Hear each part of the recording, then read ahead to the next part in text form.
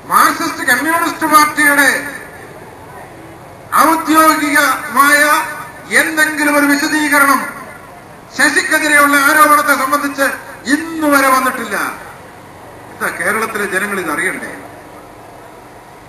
ശശിയെ പാർട്ടി അംഗത്വത്തിൽ നിന്ന് മാറ്റിയിട്ടില്ല.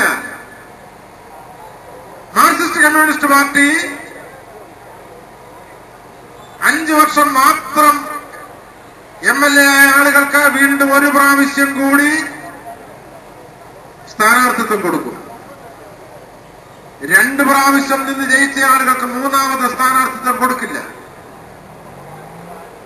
പക്ഷേ മാർക്സിസ്റ്റ് കമ്മ്യൂണിസ്റ്റ് പാർട്ടിയുടെ സംസ്ഥാന കർഷക സംഘത്തിന്റെ പ്രസിഡന്റ്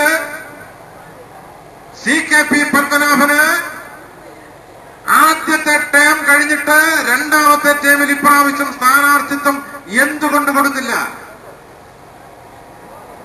കാരണം ശശിക്കെതിരെ ആരോപണം ഉന്നയിച്ചത് CKP പത്മനാഭനാണ്. ശശിക്കെതിരെ പരാതി കൊടുത്തത് CKP പത്മനാഭനാണ്. പരാതി കൊടുത്ത പത്മനാഭനെ വീട്ടിലിരുത്തി മാർക്സിസ്റ്റ് കമ്മ്യൂണിസ്റ്റ് പാർട്ടി.